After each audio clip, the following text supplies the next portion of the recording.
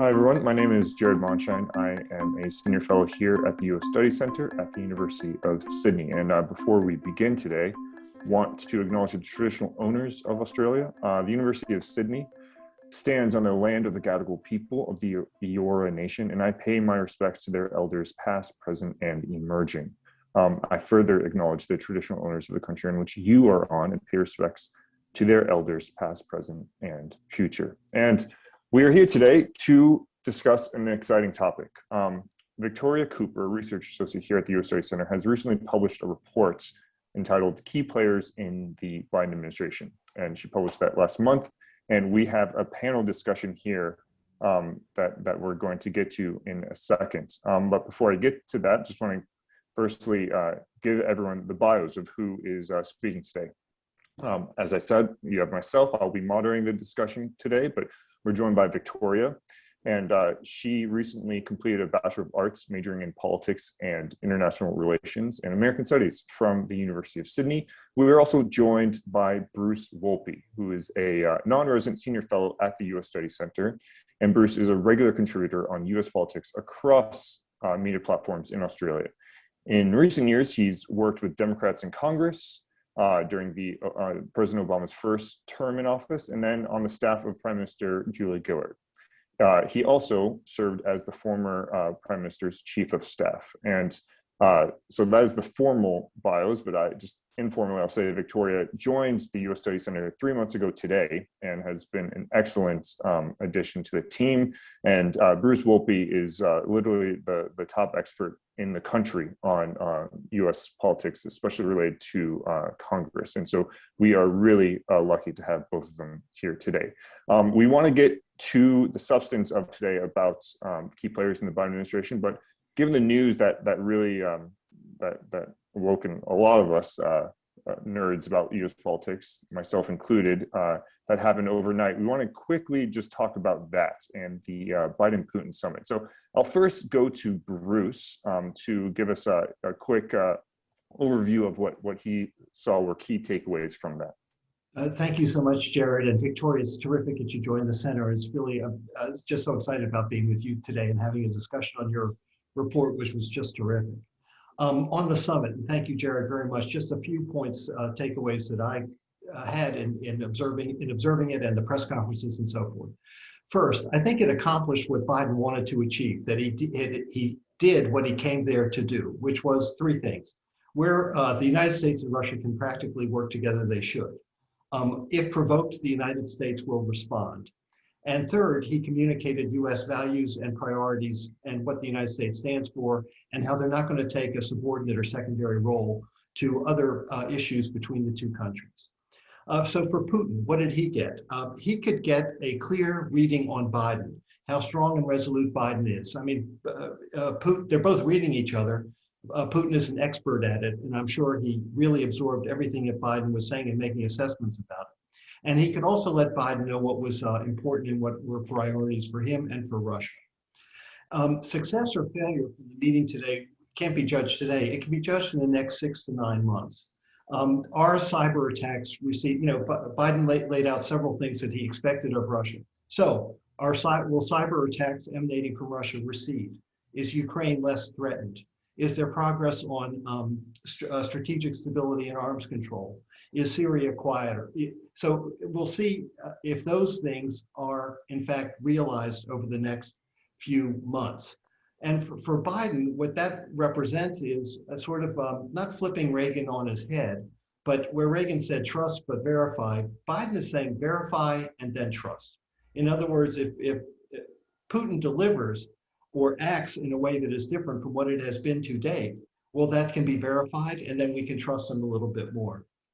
And then in thinking in historical terms, other summits, how they went, what came out of it. For 2 generations, the summits were dominated by the imminent threat of nuclear war, the real danger of it.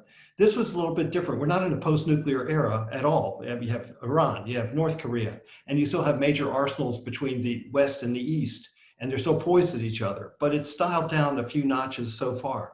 But in thinking about, so it's not Reagan and Gorbachev, and it's not Bush and seeing the emergence of and Yeltsin, or Clinton and Yeltsin. it's a different generation. But what did this remind me of? This reminded me of 1961 and Khrushchev going to Vienna and meeting with Kennedy. And Khrushchev's reading of Kennedy was that he was young, inexperienced, and not tough. And he concluded and Kennedy was shaken coming out of that meeting. The reporting on that didn't emerge until some time later. But that perception of Kennedy led to Khrushchev saying, I can be strong against the United States. Remember, they were in a competition for world domination and what system was going to prevail. And so Khrushchev concluded, I can beat this guy. And he put missiles in Cuba. And it led to the Cuban Missile Crisis. So we will know over the next 6 to 9 months whether we're in a truly new generation of American leadership with the Russians or whether something else has occurred. So that's kind of my initial reading of the summit a few hours after it concluded. Great, thank you, Bruce. Victoria, did you want to add anything to that? Yeah, I mean, the only thing I'd really add, and I think this is potentially a perspective from the key players in the Biden administration, but I think what this summit indicates is that Biden's particularly dedicated to, I guess, a return to stability and to reducing risk and to making the state of international affairs more predictable. And I think that kind of came up. I think the word used was to establish some guardrails or some playing rules, especially in regard to cybersecurity. So I think by that we can say that one of the priorities of the Biden administration is a return to predictability. Perfect. That's great. And that is a perfect segue to then give a sort of overview of your write-up that you did for us that was extensive and profiled some of the key people that joined Biden in the room in his head-to-head with Putin. So floor is yours, Victoria. Great. Oh, well, thank you. I'm, as Jared said, I'm Victoria Cooper. I'm a research associate here at the United States Study Center, and I'm so excited to be here and to talk about the key players in the Biden administration. As Jared said, it is extensive. We profiled 15 people and looked at who these people are, what their roles are, what can be expected from them, and what they achieved in the first 100 days. And we did that with this particular focus on the implications that these players may have for Australia. So why do this report? Why is there a need for this? And I think it speaks to the nature of anticipation and uncertainty and yeah, I guess the attention that comes with new presidents. I think in America, there's always a lot of anticipation around Inauguration Day. We always overseas want to see how it's going to go, and we're, I guess, rifling through the entrails of Washington trying to get any kind of sign or strong foothold to make predictions about what is to come. But I think in the context of 2020 or 2021, that sense of anticipation was just, heightened to a nauseating degree. There's just a huge amount of overlapping crises. And I think the fact that the inauguration and scenes of the inauguration looked completely different to years before. You had everyone in masks, social distancing. At that point in time, 400,000 Americans had died from coronavirus. There were barricades, the streets were deserted, the National Guard was called in. Like, we had the Capitol insurrection 2 weeks before the inauguration. It was a tense time. The inauguration didn't look how it normally looks. And again, I think it's talking to that overlapping crises that came about in 2020 and 2021. So the natural curiosity that we have around new governments, again, was just heightened. And so naturally, I guess as researchers and as people interested in US politics, we're interested in having some kind of reassurance, looking for any kind of indicator to see, what this administration will have in store. And I think when it comes to finding those indicators and to having those markers that make, I guess, American politics more predictable for the rest of us, I once read in an Elizabeth Warren op-ed for the New York Times, although I'm sure she didn't coin the term, she said personnel is policy, which distills the idea that the staffers that the president appoints and gets Senate approval, I guess, is an expression of the president himself. And I mean, you only have to look at, I guess, Hillary Clinton and Obama's administration, or Henry Kissinger, or Colin Powell, to see how important government staffers are to a president, and especially a president's legacy. And let's not forget, Biden ran for president 3 times. So I think he's quite, concerned with his legacy and how he will be remembered. So in terms of the people he's going to install to give him advice and to the people he's going to entrust with a huge amount of power. That's going to be a big expression of who he is and the identity of his administration and the spirit of his leadership. So considering that personnel is policy, that's why I chose to look at the key players in the Biden administration in order to make predictions about what we can expect in the next 100 days and the 100 after that. And we're at about almost 150, I think, as of today. So doing that report, I guess I came across 3 key ideas and 3 key takeaways about my impressions of what we can expect from the Biden administration. So the first is that this team is a highly experienced team. It's a highly trusted team. The second is that the administration, the advisors, the cabinet members are quite politically palatable. And the third is that it's a diverse cabinet. So I'll talk about these 3 observations and then hopefully we can dig into them more with a bit more discussion. And I'm excited to hear what Bruce has to say about his impressions of the cabinet as well. So I'll start with the first one. My first observation was that these are highly experienced and highly trusted people. The Biden administration, now many of the cabinet, or the key cabinet roles at least, being confirmed, with the outstanding being the OMB, the cabinet members have a huge amount of experience at the top levels of law, public service, the military. You know, you have a 4-star general Secretary of Defense, Lloyd Austin. Janet Yellen is the first person to serve in all 3 of the major economic bodies. These are highly, highly experienced people, and not just in their own fields and in their own right, but also in Washington. So 95% of Biden's cabinet has previous Washington experience, and that's compared with 68% of Obama's team. And of the people I profiled, 14 out of 15 of them have previous experience in another administration. And several of them actually worked next to or alongside Biden himself. So you've got Ron Klain, served as Biden's chief of staff when he was vice president. Tony Blinken also served as the national security advisor to the vice president when Biden was vice president, and Eli Ratner as deputy national security advisor at the same time. Yeah, so these people are working alongside Biden. They have a huge sense of trust, especially Ron Klain worked with Biden during the GFC and the Recovery Act of 2009, and they delivered over 100,000 projects. Like, that is a close working relationship. So there's a huge amount of trust between Biden and his appointments. But why does that matter? I think there's 2 observations to make there. One is that Biden is making policy at pace. He needs people with bureaucratic prowess who are highly experienced, who know the halls, in order to make that policy and to make that policy quickly. And that's due to not only the nature of the crises around the time, you know, having to implement stimulus packages for the coronavirus, for example, and address the multiple crises that are unfolding in America at the moment. But it's also because Biden sees himself as a transformational president. He sees himself as an unprecedented leader in an unprecedented time. And so because of that, he's looking to make not only legislative change, but transformative legislative change. And he needs people that can provide sound and well-informed advice in order to make that change and for that change to be effective. And I think the second thing, and the second reason why it's good to have highly experienced people in your team, is that I guess internationally, it's reassuring for your international allies to be working with people you've worked with before. So people like John Kerry and Kurt Campbell, I guess there's a sense of continuity, and that's essential. We can rebuild that international trust quite quickly. The second observation I made about the cabinet on the whole is that the people that Biden has nominated are politically palatable. They're moderate people in both their personality and their politics.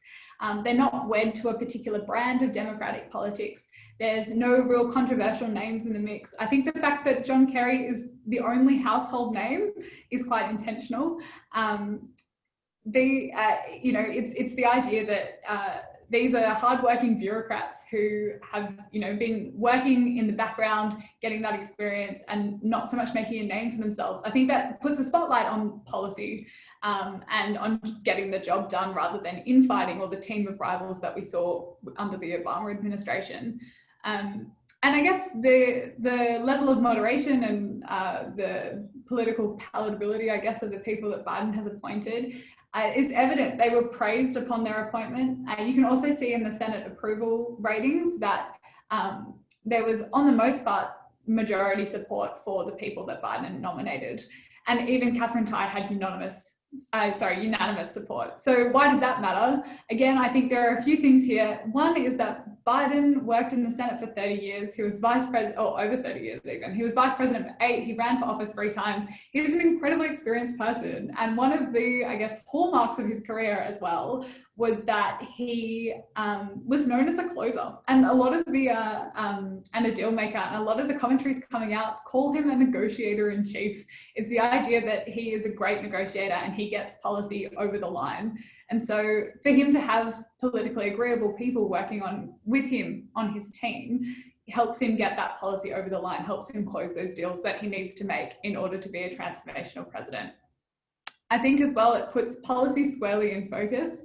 He doesn't want his appointees to get caught up in, I guess, the politics. He's incredibly pragmatic. So by having people that can get along with other people and coalesce support for legislation, it serves his purpose and serves the pace of policy that I was talking about before.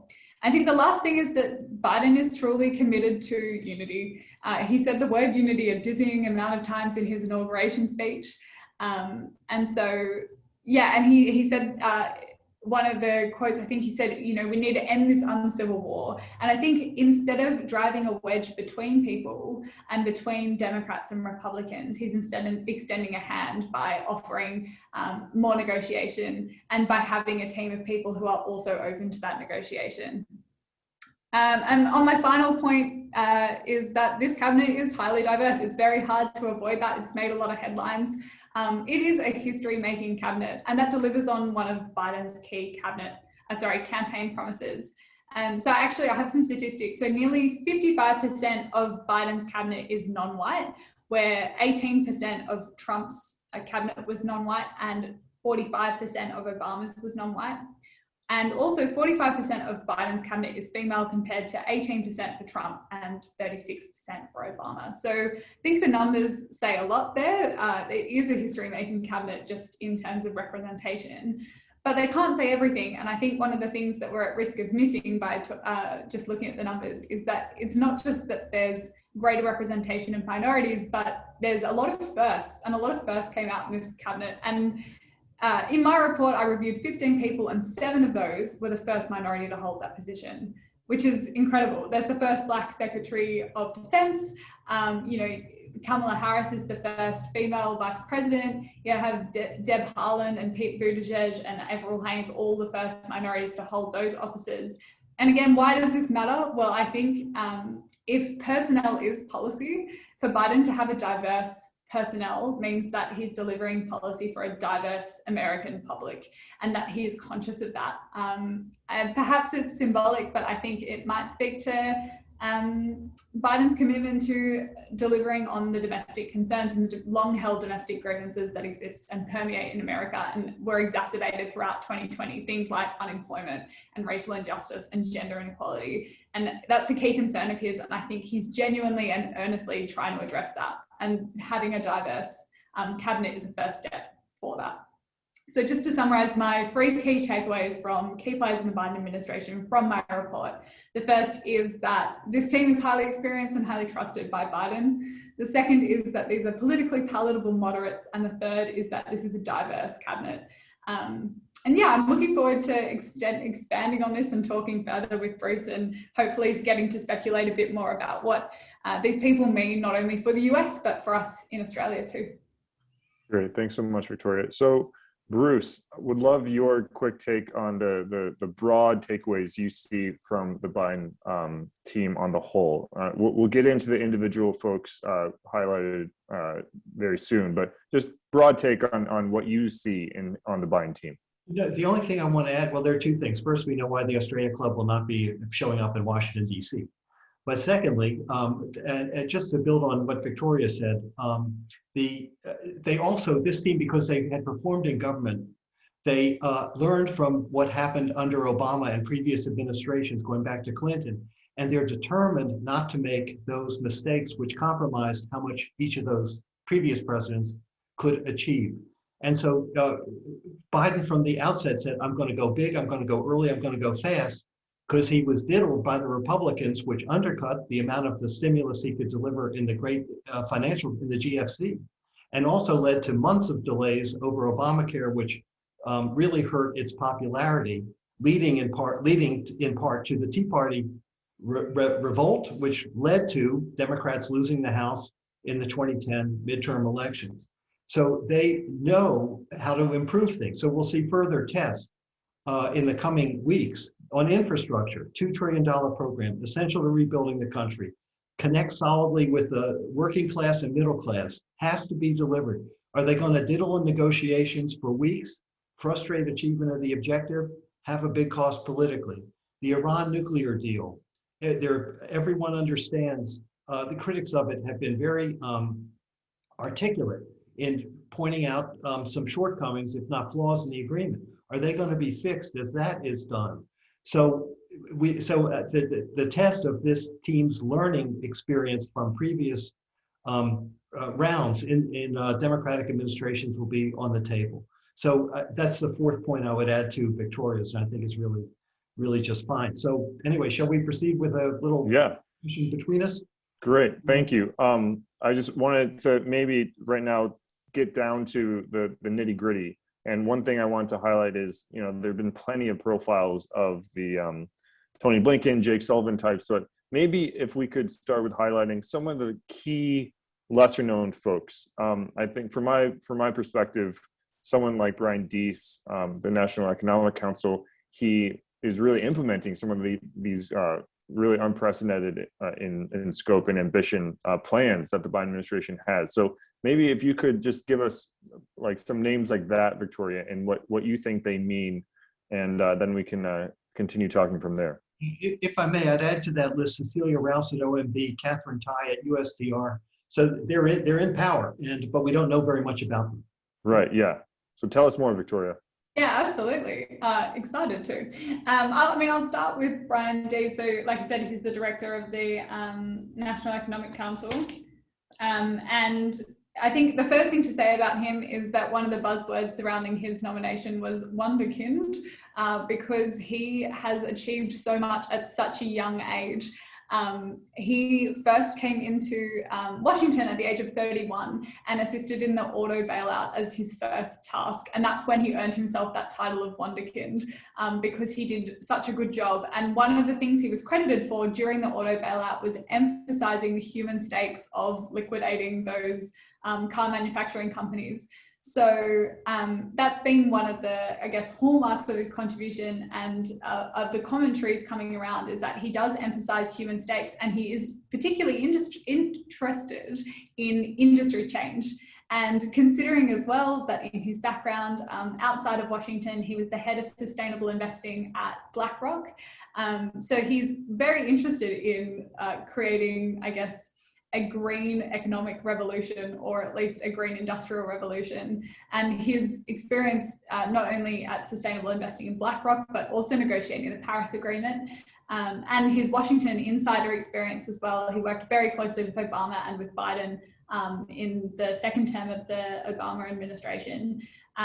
They're all going to help inform for him how he navigates the economic advice and the economic implementation of a green, sustainable revolution.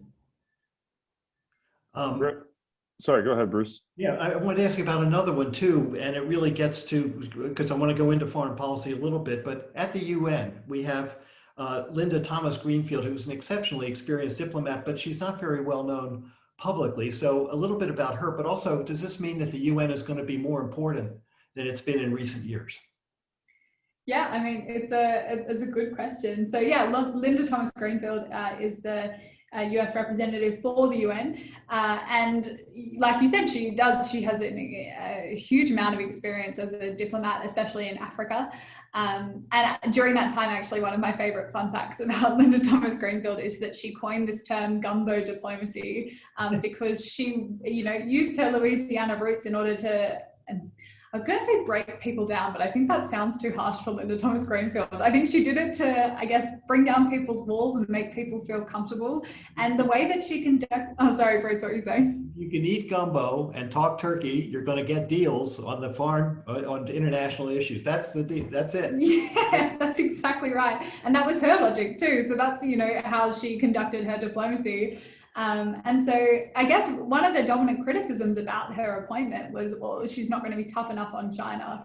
And that's already in the first 100 days, she delivered a speech to the UN on the Day of Elimination of Racial Discrimination, where she did criticize the US and the US original sin of slavery. And yeah, she copped a huge amount of criticism for that, especially from Republicans who are already concerned that she's not going to be tough enough on China and aren't too happy that she'll criticize the US's racial, I guess, history of racial discrimination. So yeah, I guess to answer your question on does this mean that the US is going to return to the UN, I think it does. If you rifle through the archives of Foreign Affairs magazine, she did write an article in 2017 that was really vociferously critical of Trump and how he had abandoned multilateral institutions like the UN. So I imagine that under Biden, yeah, the US will probably have a greater presence than the previous administration. I do think that point about the diplomats of the United States being candid on the shortcomings of American democracy at this time are very important. And both Sullivan and Blinken have talked quite candidly about the need to talk candidly about them in order to show the world, which will make, hey, Putin in the press conference today, he attacks the murder of George Floyd and he says you have Black Lives Matter and this leads to unrest in the country. And so what do you expect? You're not such a great democracy. So the antidote to that is to say we are dealing with this because we know it and we still want to get to a much better place than any of these authoritarian regimes are going to deliver. So I think I think you're right. But staying with foreign policy for a little bit and coming off the summit, you know, Biden said the proof is in the pudding on Putin, but the proof is in the pudding on this team that you have described so well. So how have we seen this team perform at the G7, NATO, and with Putin over the past week? What are your impressions of them and how they're operating? Yeah, I mean, yeah, it's one of those things where I think the administration is continuing to prove itself. And, you know, the more time moves on, the more we have a better impression of not only what we can expect from this administration, but I guess what we can expect from Biden's presidency on the whole. And so to come to your question about Europe, I think, and even maybe more of a reflection in the last 150 days, with this summit being kind of a pinnacle of it all, is that yeah, I think the foreign affairs players, they want to return to a rules-based order. They want to return to stability and predictability. I think they have put a huge amount of emphasis on alliances and shoring up alliances, and I mean that's great news for Australia. But they have, and they're also tactfully firm, I would say. So it's not the hands-off approach we saw in the previous administration, but there is, I guess, a sense of firmness and strength that's coming across. And Biden, one of the things that he said in reflection of his meeting with Putin was, you know, this is all within our self-interest, and he often talks about naked self-interest, and that's kind of his demonstration of strength. And while they're active in foreign affairs and they're active in these multilateral institutions, I think they're also cautious of overreach. I think there's like kind of a tension there where they are rebuilding their international image and rehabilitating their international image and becoming more involved in multilateral institutions and multilateral dialogue, but at the same time cautious to, yeah, I guess, keep the affairs and interests back home domestically in the forefront of their minds as well. I'm curious about your sense of their bandwidth in two respects. They are dealing with a lot of world issues. I mean, just moving from the G7 to NATO to the EU is huge, and then Putin, and then you have China, and then things are up between Israel and Gaza and dealing with that. Do they have the bandwidth to deal with that? That number one. And then number two, they've wanted clearly to show that China is the number one issue. Yes, what are the top 4 or 5 issues? It's China, it's Russia, it's Iran, North Korea, and then economic and other security stuff. So they wanted to, China being the top priority, do they have the bandwidth to make China the prime priority for US foreign policy and get the attention? Are they going to be dragged back down into Europe and the Middle East? Are they going to have primacy with China? Yeah, I mean, that is the question. And it's one of those things where only time will tell. I think the intention's there in a way that perhaps it wasn't there before. If you look just numerically at the number of national security staff that are China hawks and that are very concerned with China, in number, it's only ever been comparable to a Middle East focus. So I guess there is a very intentional pivot to China and pivot to Asia in Biden's national security, foreign policy priorities and strategic priorities. In terms of can they not get distracted, I think that's a question where truly only time will tell. But I think Biden may have survived his first test with Gaza earlier in May, and potentially I would add, China, I think, is definitely one of the administration's top priorities. It's indisputable, but I think it's rivaled with what I think is baked into the administration, which is a foreign policy for the middle class, which is that idea that, you measure the value and the importance of foreign issues in foreign affairs by the impact or the tangible impact they will have for Americans back home. And I think that's, again, reflective of the context of the coronavirus and the Capitol Hill riots. America is deeply bruised and there's a huge amount of division that requires attention. And so as much as Biden does need to act and interact internationally, I think there's also a big emphasis amongst the administration to take care of issues at home. And can he survive those tests of overseas issues and I guess the palpable draw of the Middle East in the case of Gaza and Israel especially? I guess time will tell, but I think the intention and the fervor of his dedication to that is there. Yeah.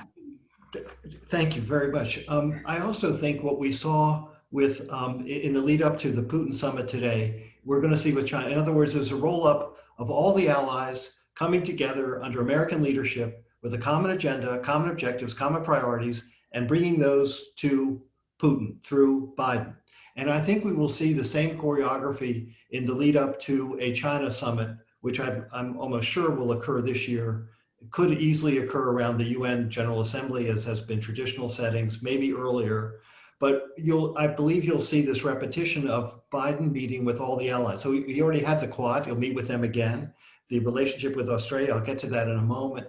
And then what you're bringing to the China discussion is, well, it's not just Trump versus Xi, US-China trade war, it's Biden leading the allies, the democracies and the capitalist economies to China to work out, okay, what are the rules of engagement with you?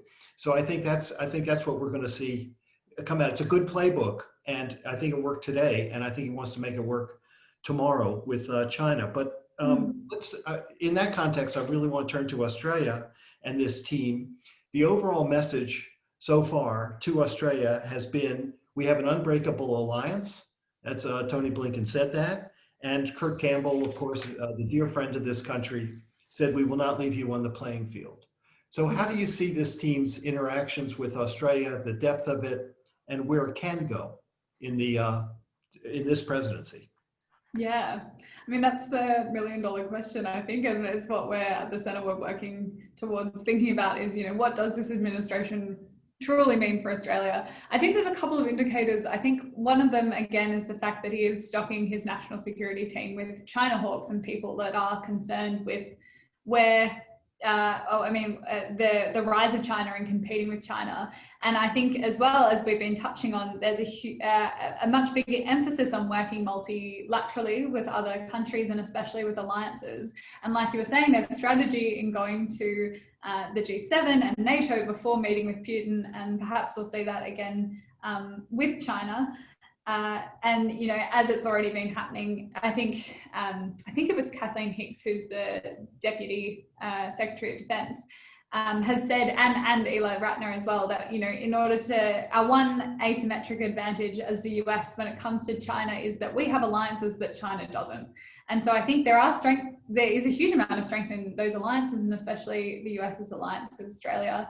And so in terms of helping us cope with China and with economic coercion, how is the US going to interact and assist us? Well, you're right, like there's a lot of rhetorical focus. Actually, I have a good quote from Sullivan, which he said at the Anchorage summit, which, I mean, notoriously, I think one of the takeaways was that there was way more sparring over, you know, a bit of tit for tat. It's like, well, you have these human rights abuses, oh, well, you have these. I'm like, so I think there was a lot of that verbal warfare, if anything. But at that summit, or after that summit, Sullivan said, the Australian people have made great sacrifices to protect freedom and democracy around the world. As we have for a century, America will stand shoulder to shoulder with our ally and rally fellow democracies to advance our shared security, prosperity, and values. I think that's quite telling. I think the sentiment and the cushiness is there, but there's also tension. And one of those key points of tension is climate change. And the fact that Australia is a bit of a laggard on climate change, and we've been called out for that. John Kerry, the US presidential envoy for climate change, has said, oh, well, I mean, it's quite passive, but he did say, oh, there's differences. And we have been, I guess, poked and prodded to adopt more ambitious climate targets. And perhaps that'll be a point of tension in our alliance. But in terms of China, I think, the intention and at least the rhetorical focus on supporting one another and supporting allies is there. Yeah, I agree. And but with Kerry, I mean, I've been saying for some time, there's nothing that Prime Minister Morrison can say that'll stop John Kerry from taking a quicker step. Nothing. And so then the question is, how difficult do you think Kerry and the president are going to make it for Australia, as long as we're short of the objective goals that have been set by every other Western ally? Yeah, I mean, it's a good question. I think in some ways, I think there's a lot of huffing and puffing, but in terms of actual damage, there's not that much there. So for example, like a carbon border adjustment tax would be quite punishing for Australia, but those, I guess, international market forces aren't being pushed for by the US Trade Representative Catherine Tai or John Kerry, for example. In fact, he called that the last resort. And same with an international emissions cap and trade system. Again, it's something Kerry has called the last resort. And so I think there is a lot of huffing and puffing, but in terms of actually incentivizing Australia to adopt more ambitious targets or punishing Australia for not adopting more ambitious targets, it doesn't really seem to be there. So I get time will tell, but as for now, at least, I don't think that, it'll damage our reputation. Like, you know, I think, we're an important alliance, and I don't know if inaction on climate change is enough to wear us down. I agree with you. I find it very hard to believe that President Biden would embarrass Prime Minister Morrison in any direct way on Australia's climate policy. That's not the person that he is. That's not how he operates. So I do think, I don't think there's any threat at all to the relationship. I think this is a question. I think what Biden says to Morrison is, well, you figure it out. This is your problem. This is where we're going. So you just figure it out. And exactly. System will figure it out. So it seems a bit more like, it's more of a like, and perhaps even mimicking the rhetoric from the Putin summit is something Biden was like, you know, we're trying to help you help yourself. You know, that kind of like, we're establishing rules and like, you know, we're guiding you towards helping yourself. I think it's the same approach with Australia. It's like they're moving key industries towards renewable energy. And I think Biden's like, oh, come on, we don't want you to miss the boat. Like, you know, you come along too, but it's ultimately on you to make that decision. Yeah. Just turning back to COVID, you know, for a moment,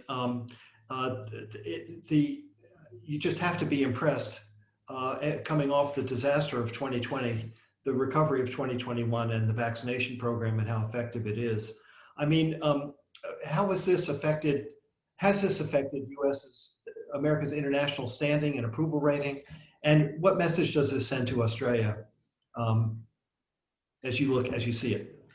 Yeah, I think you're completely right. Like you have to be impressed. The turnaround is so immense, and that's perhaps one of the surprising things about time at the moment is, you know, it has been less than 150 days since Biden came to office, but the change, and especially the change with coronavirus, is just, you know, unbelievable. I actually in our center-wide newsletter, our resident data analyst found that 60% of the American public approves of how Biden has handled the pandemic, which is higher than his overall approval rating. So it seems like, you know, his handling of coronavirus is actually driving his approval at home, but overseas as well. Yeah, I think the change in the reception to America is dramatic, and I think Pew Research Institute has released statistics, I think, looking at how America has been received overseas and how Biden has helped rehabilitate, I guess, the credibility of America. And the death toll surpassed 600,000 deaths from coronavirus this week. But in terms of slowdown, that's a much slower pace than it was last year. So I think, yeah, he's doing wonders in terms of rehabilitating his international image. And I think another important thing that he's done as part of his, not just, I guess, facilitate a successful vaccine rollout, but he's also really stressed the importance of reinstating science and listening to science and listening to experts. And I think, to bring it back to key players in the Biden administration, I think his chief of staff, Ron Klain, he was the Ebola czar in 2014 to handle the Ebola virus outbreak. And I think he's been quite instrumental in pushing for, let's defer to experts, let's defer to experts, let's defer to the science. And that's been very instrumental in, I guess, rehabilitating the credibility of America in its pandemic response. Great. Two more questions before we get to comments from our audience. First, the Vice President. How has the team worked with her and integrated her into the work of the President and the responsibility she's been given, and how effective that is working? So your impressions on that would be most helpful. Yeah, again, a very good question. I think I find this dynamic really interesting, considering that Biden was a vice president himself for 8 years. And something that he's done, or at least popular commentaries have jumped on that he's done, is he's kind of handballed all the really difficult tasks to Kamala. The border crisis in the South, as one of those examples, I do find the dynamic interesting in how, she's been asked to deal with some very touchy and difficult issues. I think in terms of how they've integrated her, she's instrumental. I mean, the whole way through the campaign, it was the Biden-Harris campaign, Biden-Harris, Biden-Harris. And I think that, she plays a very important symbolic role as well. In terms of, I talked about diversity before, but I think it's hard to understate how that has led to a real shift in, perhaps even the mainstream media that they go to first to provide comments, and the way that she's approached policy.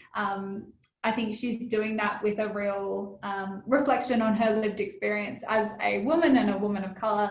And, when she's dealing with difficult and sticky issues that are really touch sensitive, for her to be, in that role is helpful, I think, because it makes her more cognizant or considerate of how those dynamics are playing out in those conflicts.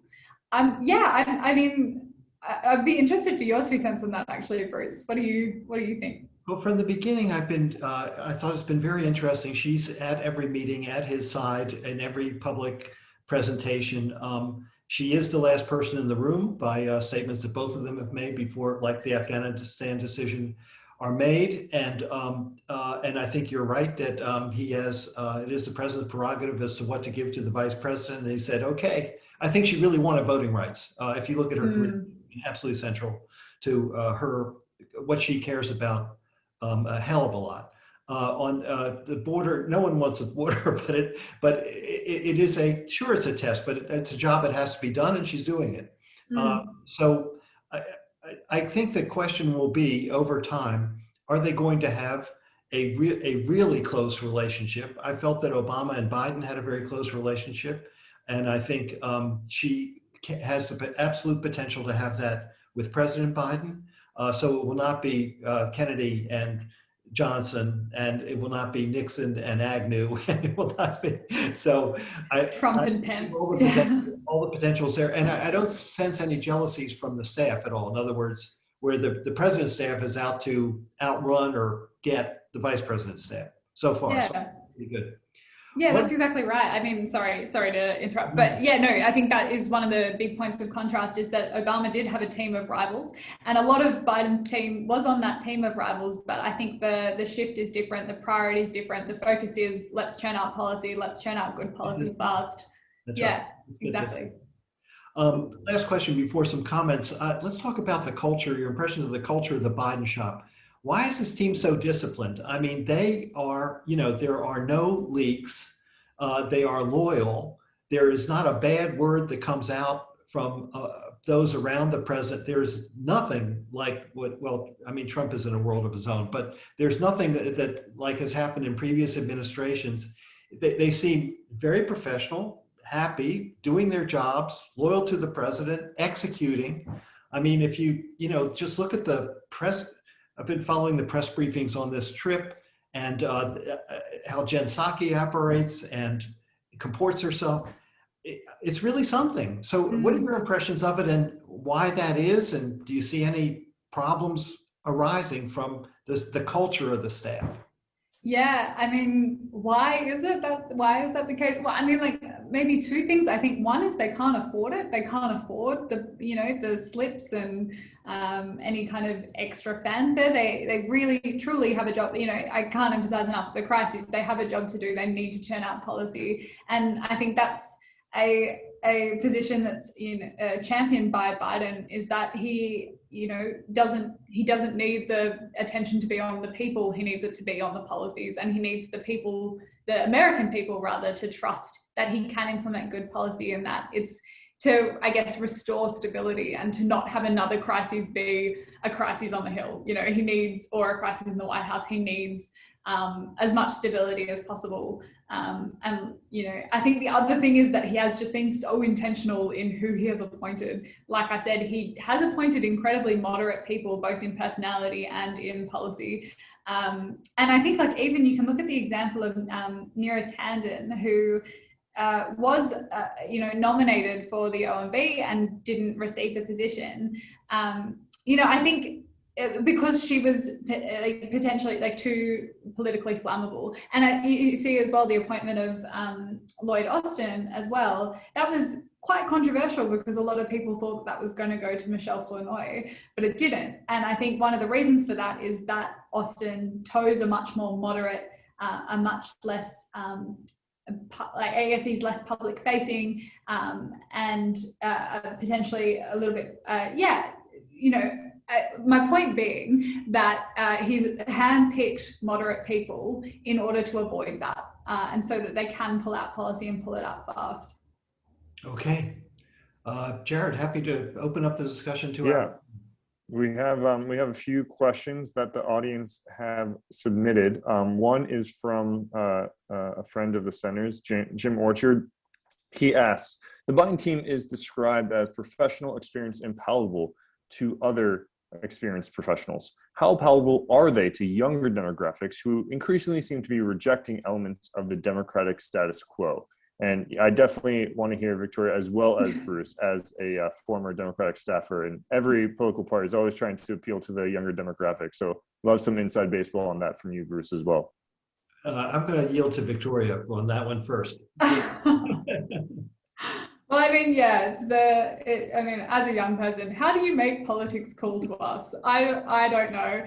To be fair, and I mean, this is completely off the cuff, but I mean, if you look at how young people interact with social media and the social media that was coming out around the time of the election, a huge draw card was the fact that Biden had appointed a diverse cabinet.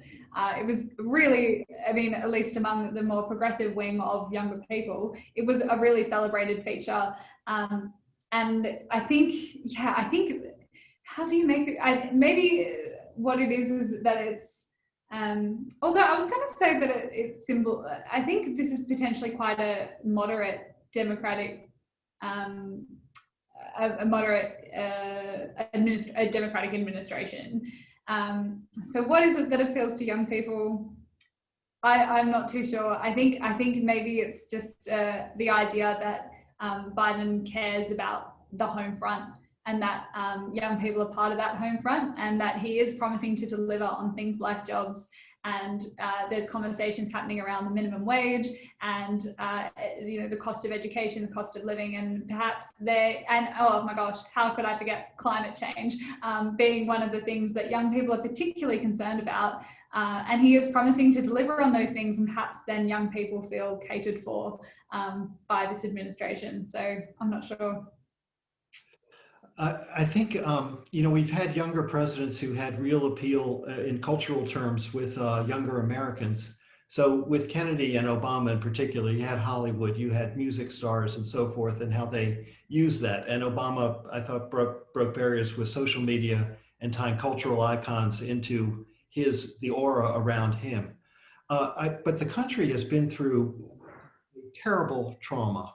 600,000 dead of young people, many of their uncles and aunts and grandparents died, and others sick. And there's been a profound change in work, a profound change in outlook, in the economy. And so as long as Uncle Joe is delivering the opportunities for their generation, then I think there's hope and trust. So I think it can either be cemented or it can go bust. And that's why the next year is really, really crucial. But I won't pretend to be a spokesperson for anyone under 30, maybe even 50, but that's it.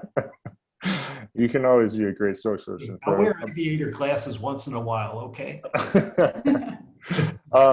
Another question now we have from Jason Lim, and he asked about the Anchorage summit that we saw earlier this year, where the Chinese state counselor Yang Jiechi told Secretary of State Blinken that the U.S. no longer has the authority to tell off other countries, and that China does not play the same game, something to that effect. And then Jason wants to know if there's a need to rethink U.S. diplomacy in regards to, especially with China. But I think that question has already been answered. That Biden does want to rethink U.S. diplomacy from my own perspective. But I'd love to hear how you two think that Biden's diplomacy differs, and especially in terms of the key personnel, and how that diplomacy has differed not only from Trump, which I think is pretty obvious, but also from the Obama administration. As Victoria, you highlighted, most of them served in the Obama administration at one point. So how are things different in how they're going about diplomacy? I think the first thing I'd say on this is that a line that's getting thrown around when it comes to diplomacy quite a lot is a humble re-entry. And I think we touched on that a little bit by saying that, the American diplomats are being a bit more self-critical and trying to, I guess, pour a bit of water over the criticisms that could come about from other countries saying, hey, look in your own backyard, you've still got issues to work on. And my second point on that is that I think America is looking in its own backyard a lot more, and that's completely changed its approach to diplomacy. It is measured now by the impact it will have on domestic issues at home and the crises unfolding at home. I think that's probably where diplomacy is heading under the administration, other than its obvious preeminent return. I don't know, Bruce, what do you think? No, I think it covers it exactly right. Great. Another question we have is from James Chen, who makes a very interesting point. He says, what do you make of the critique that the administration's handpicking of moderates is indicative of its unwillingness to work towards lasting substantive change? I think there's an interesting premise to that question, but I'd love to hear what the two of you think on that one. Oh, I'd like to come in on that first. The packaging is different, but the substance is really far to the left of anything that's been presented by a Democratic president since Franklin Roosevelt. So don't let a kindly 78-year-old gentleman, fool you. And the Republicans will certainly go after the radical socialist Biden agenda. But the reason why it's worked, and it is, what was passed in the stimulus pandemic package on middle-class income security and child payments unprecedented, and it will reduce child poverty by 50% in one stroke. That this has happened so quickly, and the ambitions on climate and so forth are the same. So why it's working is people understand. It was the pandemic that opened up the Pandora's box of what is so fundamentally wrong with the country, and this is the chance to fix it, because we all agree this is a problem. That's where the political benefits are coming in of 60, 65, 70% support for the substance of the program. Just take the politics out of it. And so it's meeting a need. Everyone understands they're half a step away from catastrophe on health. The infrastructure around them is not working. They do not have affordable broadband. The schools are falling apart, and they're living in a polluted environment. I mean, in Texas, when there's a storm and it knocks out the electrical grid and people have to melt snow to flush their toilets in Texas, I mean, give me a break. So, and that people get it, and that's why it's working. Yeah, I think I'd agree on that. I think it is packaged differently. I think it is packaged, and potentially I've assisted in packaging it this way, that there's moderate people, but I don't think the ambitions are placating. Like I think they're like I said at the beginning, Biden does see himself as a truly transformative president, and he does echo a lot of FDR, who did have radical transformative change and substantive change that shaped America how it is now. So yeah, I think again, like there's a lot of negotiations happening, especially around the infrastructure plan at the moment. But in terms of how much of that is just extending an arm over the, bridge, pun intended, to the Republicans, and to say like we're including you on this, I don't think it's watered down the ambitions and the quite wide interpretation of infrastructure that does have quite a progressive tone to it, considering that care infrastructure is considered as part of the infrastructure plan, and broad-based climate action, electric car vehicles, station charging things, and installing solar panels and installing broadband. A lot of this is progressive, actual transformative change. And once you start putting electric vehicle charging stations in the ground, they're very hard to rip up. So I think that even packaging the infrastructure plan and packaging controversial policy like climate policy through infrastructure makes it really difficult to reverse. So that this is substantive transformative change, even if it requires negotiation to get there. That's great. Go ahead, Bruce. If they were advocating nationalizing industries in the country, that would be truly radical anti-capitalist agenda. And they know, even with all the things that are going in their way, that there's a likelihood that the Congress, certainly the House of Representatives, will go Republican next year. The Senate, actually, I think the Democrats are going to pick up a seat or two, but they'll lose control. They'll lose control of the Congress, and so they're going to get as much done as they can now. This is the urgency, and they know they have really until the end of the year to bank these super programs that they proposed to the Congress, and that's going to be the test. And then they'll just take it and run on it. Great. Thank you so much. Unfortunately, we are running out of time. And so I'll just ask one question that hopefully I can get a 5-second answer from both of you. Who is one or two cabinet members that maybe we haven't mentioned today that you think our viewers should pay attention to over the next 100 days or more? I'll start with you, Victoria. Oh, gosh. Okay, well, I actually think someone that we should pay more attention to is Brian Deese. I think his emphasis on sustainable development and what that'll mean for conversations like infrastructure is going to be really important. So I'd be, keeping a close watch on him. Perfect. And Bruce? The Secretary of the Interior, the first Native American woman to assume that office, is great. And I think we have to pay more attention to the Secretary of Defense. He's been quiet, but, is sort of is there. So great. Plenty of talent here. Thank you so much. We are at the top of the hour, so I will have to close this up for now. This has been a fantastic conversation, and we are going to have another webinar this month. On the 29th of June, we are going to have another edition of the NATO Expert Talk Series, Outcomes of the NATO Brussels Summit, with the NATO Deputy Assistant Secretary General for Political Affairs and Security Policy. And they will be joining the US's own expert, Guarana, who is in Rome this year, fortunately for her, unfortunately for us at the US Study Center. And then I also want to just close out and thank the team supporting us today, including Sarah, Janine, Mari, Suze, and Taylor, who make these webinars run so smoothly, and this would not have been possible without their help. Thanks so much, everyone, and see you later this month.